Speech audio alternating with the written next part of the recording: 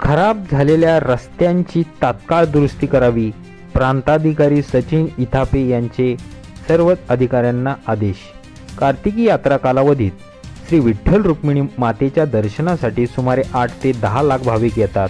अतिवृष्टीमुळे शहरातील व शहरात येणाऱ्या रस्त्यांवर खड्डे पडल्याने वाहतुकीस अडथळा निर्माण होत आहे।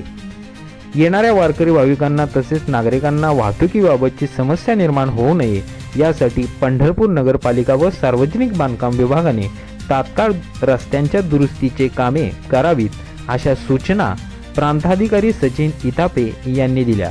कार्तिकी यात्रा नियोजनाबाबत प्रांताधिकारी कार्यालय पंढरपूर येथे बैठकीचे आयोजन करण्यात आले होते।